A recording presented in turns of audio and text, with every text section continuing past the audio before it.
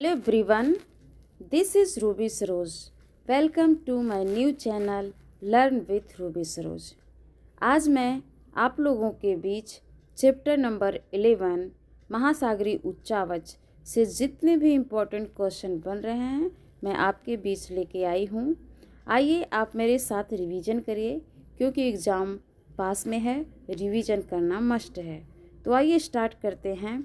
Question number 1, किस महासागर में महाद्वीपीय मग्न तट का अधिक विस्तार पाया जाता है? तो अटलांटिक महासागर में। फिर से देखिए, क्वेश्चन नंबर 1, किस महासागर में महाद्वीपीय मग्न तट का अधिक विस्तार पाया जाता है? तो अटलांटिक महासागर। क्वेश्चन नंबर 2, किसकी उपस्थिति के कारण महाद्वीपीय मग्न तट की चौड़ाई कम पाई जाती है? तो पर्वत श्रेणी। किसकी उपस्थिति के कारण महाद्वीपीय मग्न तट की चौड़ाई कम पाई जाती है? तो पर्वत श्रेणी के कारण। शेफर्ड के अनुसार मग्न तटों के निर्माण के लिए उत्तरदायी है अपर्दन एवं निक्षेपण। शेफर्ड के अनुसार मग्न तटों के निर्माण के लिए उत्तरदायी है अपर्दन एवं निक्षेपण। सही टाइम पर। क्वेश्चन नंबर 4, महाद्वीपीय मग्न ढाल की उत्पत्ति के लिए सबसे मान्य सिद्धांत क्या है? तो विवर्तनिक हलचल। गहन सागरीय मैदान का महासागरों के संपूर्ण क्षेत्रफल के कितने प्रतिशत पर विस्तार पाया जाता है? तो 75.9%। गहन महासागरीय मैदान का महासागरों के संपूर्ण क्षेत्रफल के कितने प्रतिशत विस्तार पाया जाता है? तो 75.9%। क्वेश्चन नंबर 6, मध्य महासागरीय कटक का निर्माण कैसे हुआ है? तो इसका आंसर है सी, पृथ्वी के आंतरिक गर्म संवहनिक धाराओं के साथ लाए तरल पदार्थों से। पृथ्वी के आंतरिक गर्म संवहनिक धाराओं के साथ लाए तरल पदार्थों से। क्वेश्चन नंबर 7, महासागरीय नीतल के लगभग कितने प्रतिशत भाग पर महासागरीय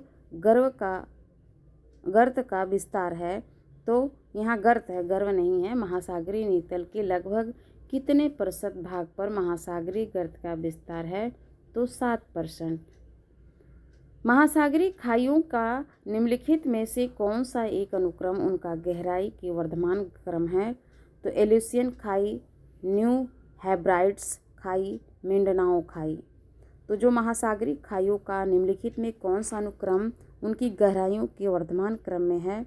तो एल्यूसियन खाई, न्यू हेब्राइड्स खाई, मिंडनाओ खाई। क्वेश्चन नंबर 9, महाद्वीपीय मग्न तट का तथा मग्न ढाल पर खड़ी दीवार युक्त गहरी और सक्रिय घाटियाँ क्या कहलाती है? अंतः सागरीय गंभीर खड्ड कहलाती है। क्वेश्चन नंबर 10, समुद्री टीला जिसका सपाट शिखर है किस नाम से जाना जाता है? निमग्न द्वीप गुआट।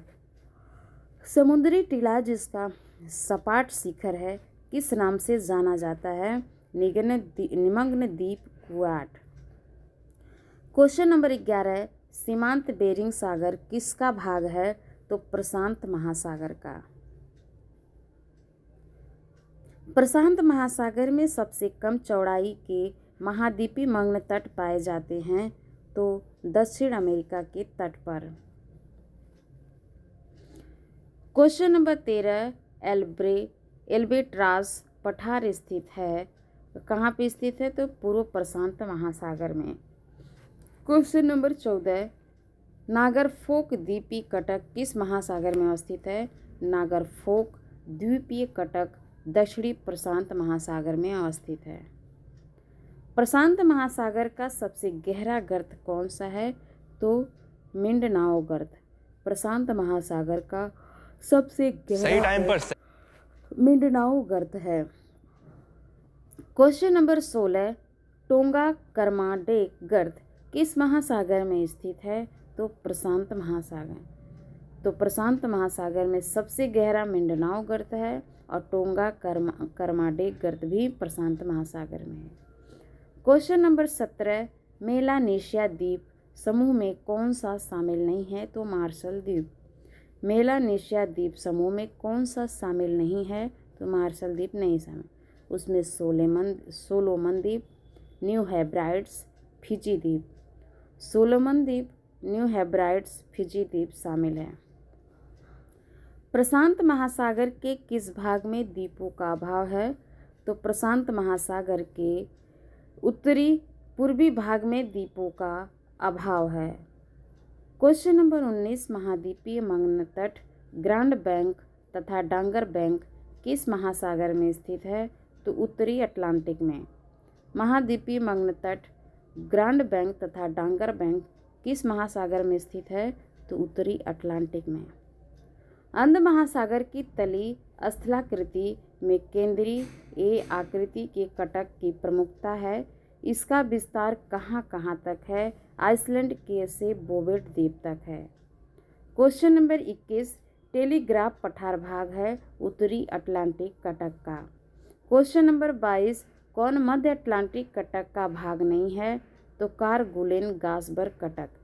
कारगुलेन गासबर्ग कटक अटलांटिक कटक का भाग नहीं है। बंगाल की खाड़ी में अंतः समुद्री कटक है, वह किस नाम से जानी जाती है? तो 90 ईस्ट कटक। बंगाल की खाड़ी में अंतः समुद्री कटक का नाम 90 ईस्ट कटक।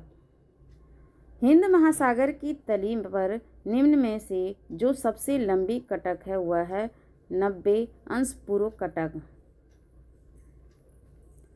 क्वेश्चन नंबर 25 क्या है? 25 में है कि फॉसी डी केप ब्रेटन अंतः समुद्री कैनियन स्थित है, तो फ्रांस के तट पर। फॉसी डी केप ब्रेटन अंतः समुद्री कैनियन फ्रांस के तट पर स्थित है। फॉसी डी केप ब्रेटन अंतः समुद्री कैनियन फ्रांस के तट पर स्थित है। अंतः समुद्री कैनियन की उत्पत्ति से संबंधित शेफर्ड ने किस सिद्धांत का प्रतिपादन किया था? तो भूपृष्ठीय अपरदन सिद्धांत का। अंतः समुद्री कैनियन की उत्पत्ति से संबंधित शेफर्ड ने किस सिद्धांत का प्रतिपादन किया था? तो भूपृष्ठीय अपरदन सिद्धांत से प्रतिपादन किया था। क्वेश्चन नंबर 27, अंतः समुद्री कैनियन के उद्भव के पंकिल धारा सिद्धांत के प्रतिपादकों में से एक निम्नलिखित थे, तो क्या था? डेली। अंतः समुद्री कैनियन के उद्भव के पंकिल धारा सिद्धांत के प्रतिपादक कौन थे? तो डेली थे। महाद्वीपीय मग्न तट समगंभीरता रेखा द्वारा निर्धारित किया जाता है 200 मीटर। जो महाद्वीपीय मग्न तट समगंभीरता रेखा द्वारा निर्धारित किया जाता है 200 मीटर। विश्व में सबसे चौड़ा महाद्वीपीय मग्न तट पाया जाता है। सबसे चौड़ा तो कहाँ पे पाया जाता है?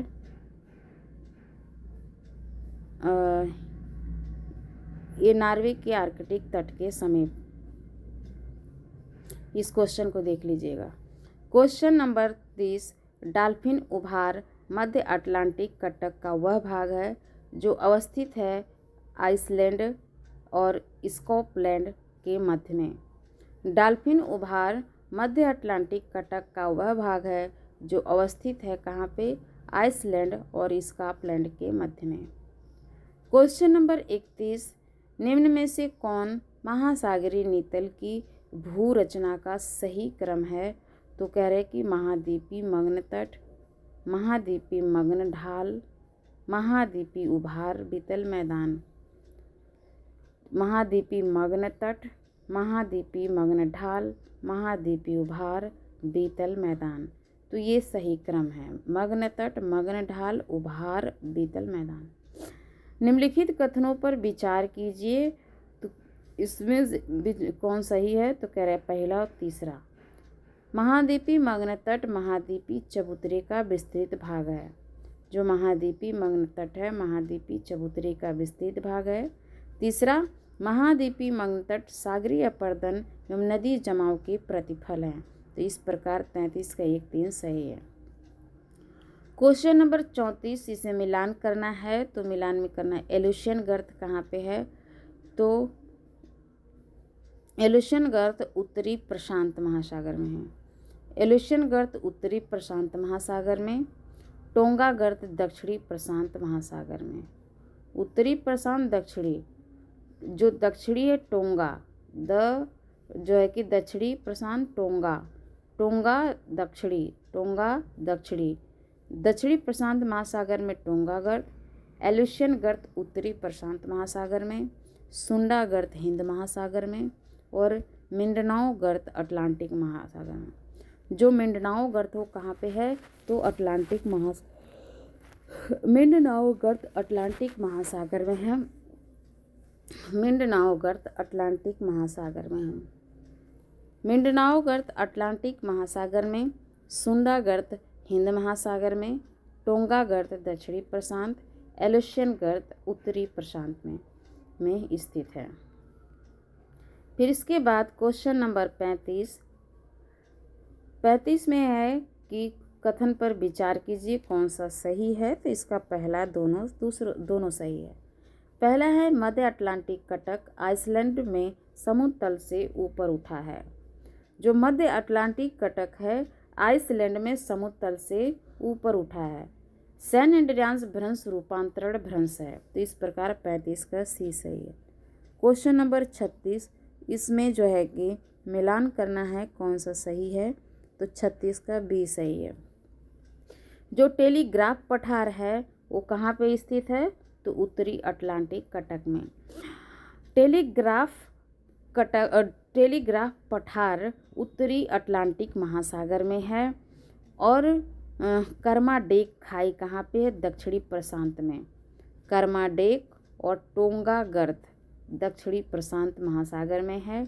दक्षिणी सैंडविच खाई कहाँ पे है, तो दक्षिणी अटलांटिक में। उत्तरी अटलांटिक में टेलीग्राफ पठार है और दक्षिणी अटलांटिक में सैंडविच खाई है।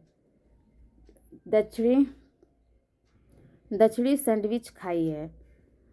दक्षिणी सैंडविच खाई दक्षिणी अटलांटिक में है। टेलीग्राफ पठार उत्तरी अटलांटिक में है। कार्लसबर्ग कटक उत्तरी हिंद महासागर में है। तो इस प्रकार 36 का बी सही है। क्वेश्चन नंबर 37, अंतःसागरीय कंदराओं से संबंधित निम्न कथनों को पढ़िए तथा अधोलिखित कोड का उपयोग करते हुए सही उत्तर का चयन कीजिए। तो 37 का डी सही है, 1 और 4। अंतःसागरीय कंदरा ये लंबी सकरी अति गहरी घाटियां हैं और WM डेविस के अनुसार इन कंदराओं की उत्पत्ति हेतु पंख तरंगे उत्तरदायी है। WM डेविस के अनुसार इन कंदराओं की उत्पत्ति हेतु पंख तरंगे उत्तरदायी हैं। क्वेश्चन नंबर 38, इसमें मिलान करने के लिए दिया हुआ है कि कौन सा सही है। तो इसमें जो है कि 38 का डी सही है, जिसमें 3 का ए है। 3 का ए देखते हैं। कह रहे कि आर्कटिक महासागर में कौन सा कटक है, तो मेंडल एव कटक आर्कटिक महासागर में है। आर्कटिक महासागर में मेंडल एव कटक है। 4 का बी है। हिंद महासागर में करगू एलेन कटक है। करगू एलेन कटक कहाँ पे है, तो हिंद महासागर में है। 5 का सी जो है कि सैन फेलिक्स जुआन फर्नांडीज कटक कहाँ पे है, तो वो है 5 का सी है, दक्षिणी प्रशांत महासागर में। मतलब जुआन फर्नांडीज, सैन फेलिक्स जुआन फर्नांडीज कटक कहाँ पे है, दक्षिणी प्रशांत महासागर। 2 का डी है। बाल्विस कटक दक्षिणी अंध महासागर में है। तो मेंडल एव कटक कहाँ पे है, वो आर्कटिक महासागर में। और जो है कि करग्यू एलेन हिंद महासागर में है। सैन फेलिक्स जुआन फर्नांडीज दक्षिणी प्रशांत महासागर में है। वाल्विस कटक उत्तरी हिंद अंध महासागर में है। तो याद करें इस तरह से 2-3 बार, तभी याद होगा। तो मेंडलेव आर्कटिक महासागर, वाल्विस दक्षिणी अंध महासागर और करग्यू एलेन कहाँ पे है, तो हिंद महासागर में। सैन फेलिक्स जुआन फर्नांडीज दक्षिणी प्रशांत महासागर में। 38 का डी सही है। क्वेश्चन नंबर 39 पे विचार कीजिए कौन सा कथन सही है। तो इसका दूसरा सही है। अंतःसागरीय गंभीर खंड या कैनियन अधिकतर महाद्वीपीय ढाल पर पाए जाते हैं। अंतःसागरीय गंभीर खंड कैनियन, जो गंभीर खंड या कैनियन कहाँ पाए जाते हैं, तो अधिकतर महाद्वीपीय ढाल पर पाए जाते हैं, तो यही सही है।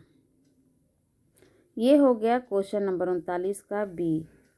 क्वेश्चन नंबर 40, इसमें भी मिलान करना है, तो मिलान करने के लिए दिया है, तो 40 का बी सही है। 4 का ए है। डॉल्फिन कटक उत्तरी अटलांटिक महासागर में है।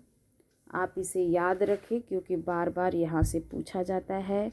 डॉल्फिन कटक उत्तरी अंध महासागर में है और चैलेंजर कटक जो है कि कहाँ पे है, दक्षिणी अंध महासागर में।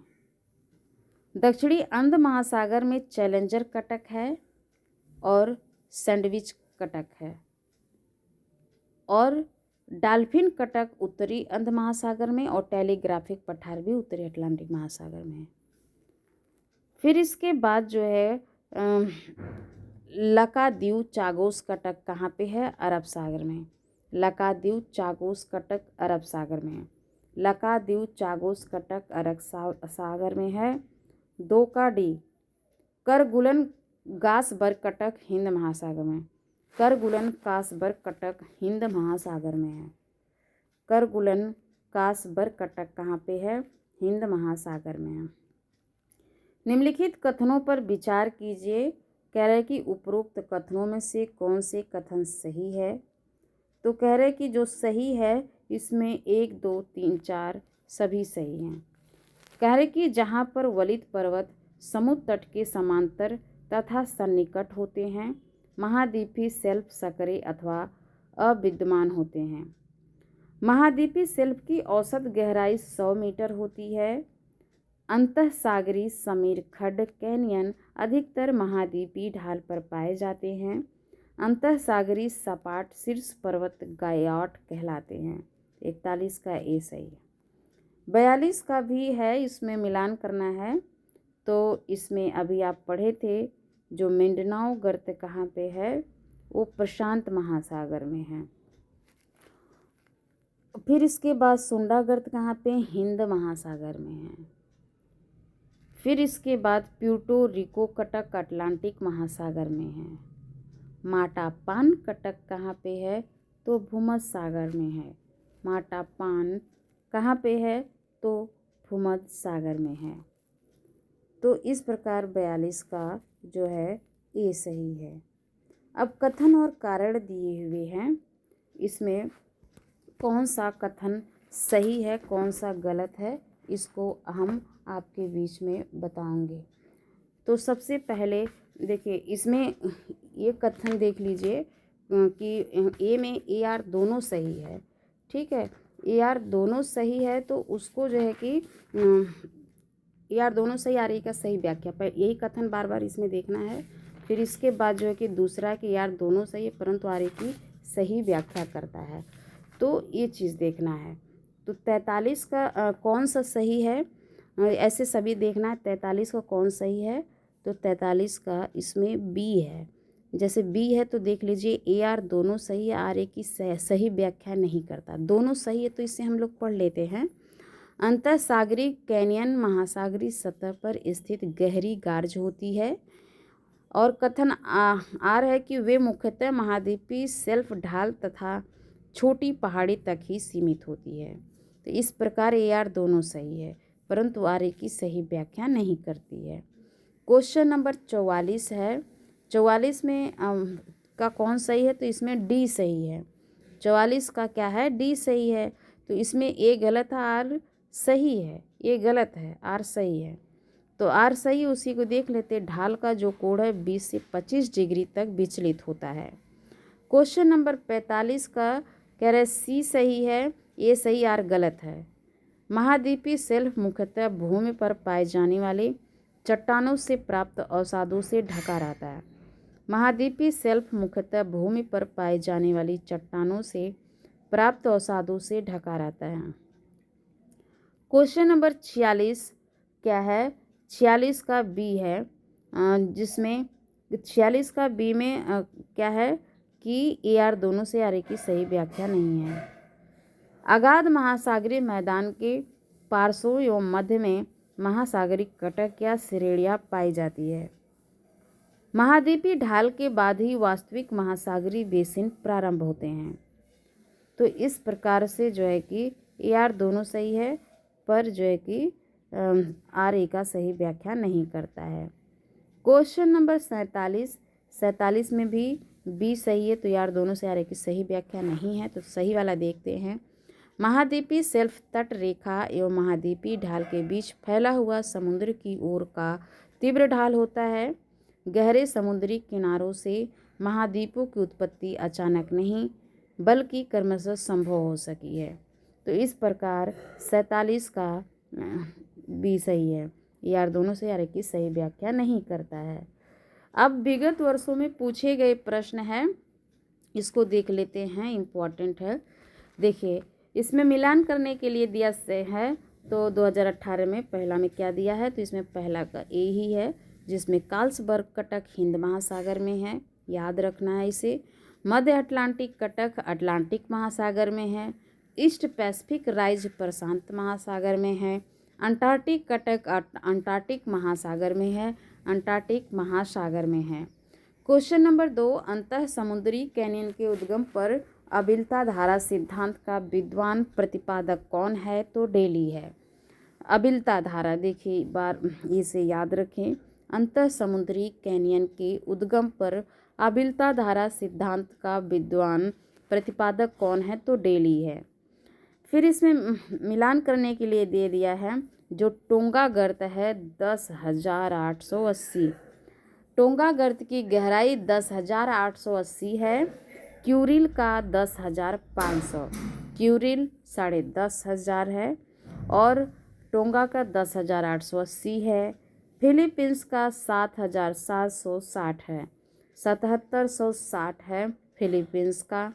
रोमांच का क्या है, 10,540 है।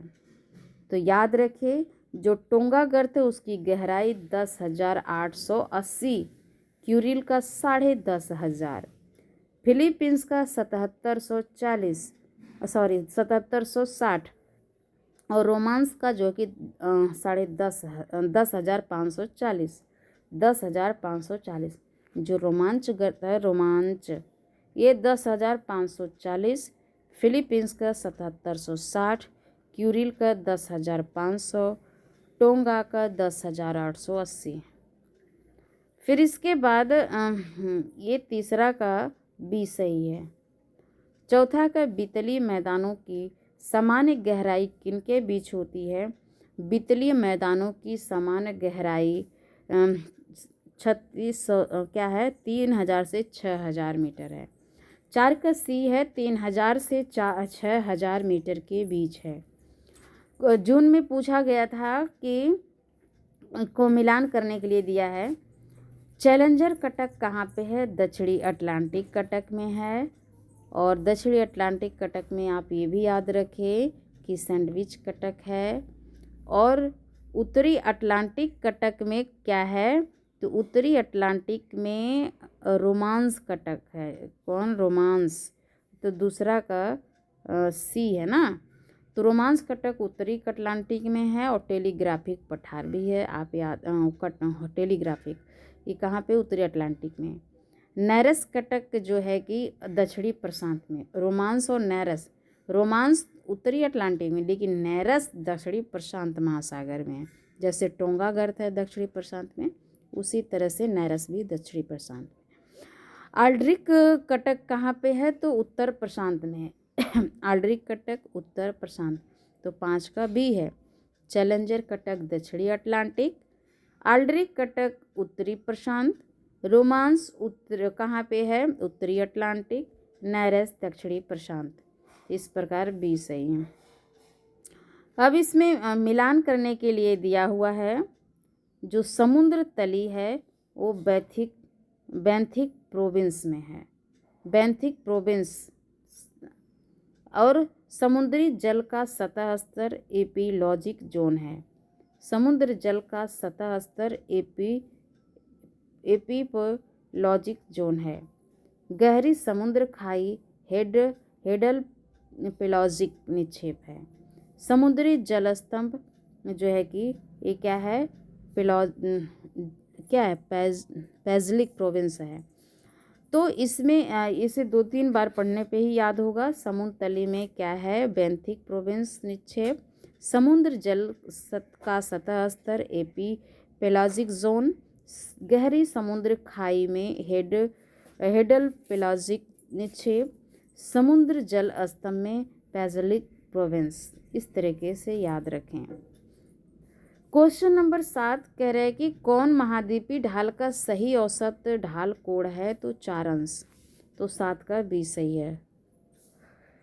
क्वेश्चन नंबर 8 किस भूवैज्ञानिक अवधि के दौरान महासागर ने अपनी वर्तमान सतह प्राप्त की है, तो होलोसीन ने।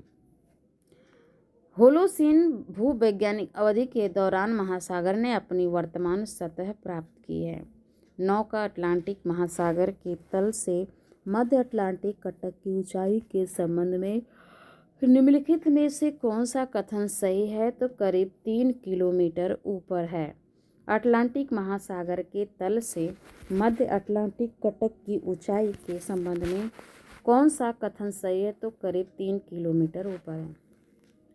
क्वेश्चन नंबर 10 निम्नलिखित में से उनके आकार के अनुसार बढ़ते क्रम में महासागरों का कौन सा क्रम सही है, तो आर्कटिक, हिंद, अटलांटिक, प्रशांत। आर्कटिक, हिंद, अटलांटिक, प्रशांत। आर्कटिक कह रहे कि उनके आकार के अनुसार बढ़ते क्रम में महासागरों का आर्कटिक, हिंद महासागर, अटलांटिक महासागर, प्रशांत महासागर। आर्कटिक, हिंद, अटलांटिक, प्रशांत महासागर। इस तरीके से आप रिवीजन करते रहिए। और ये महासागरीय उच्चावच बहुत ही ज़्यादा इम्पोर्टेंट है, यहाँ से बार बार क्वेश्चन बनते हैं, तो आप इसे इग्नोर ना करें, रिवीजन करते रहें, आपको सक्सेस ज़रूर मिलेगा। धन्यवाद।